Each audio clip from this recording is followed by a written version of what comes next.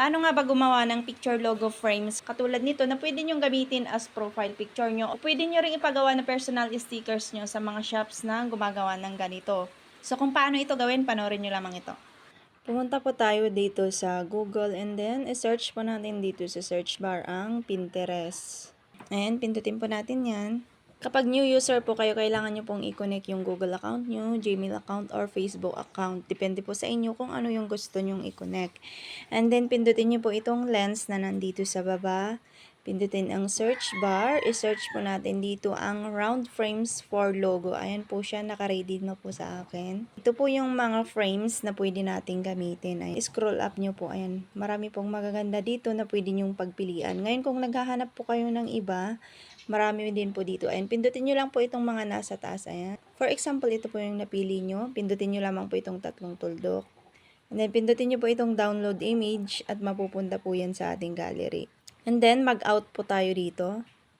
Dito po sa CapCut, pindutin po natin itong expand. And then, pindutin natin itong remove BG at tatanggalan po natin ng background yung picture na gusto nating ilagay doon sa ating frame na na-download kanina. Ayan.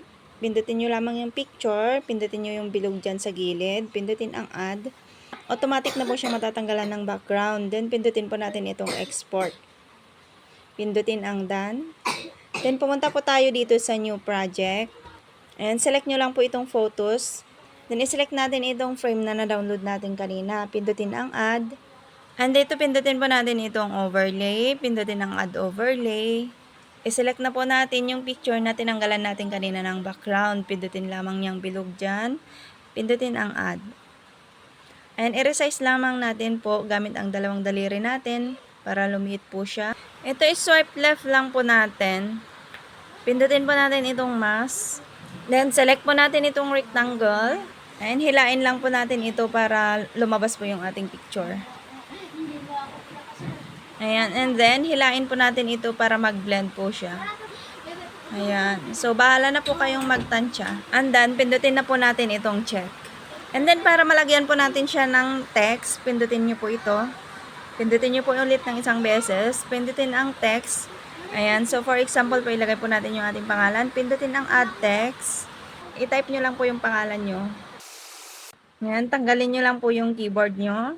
And then dito sa baba, mag-select lang po kayo ng fonts para dyan sa pangalan nyo.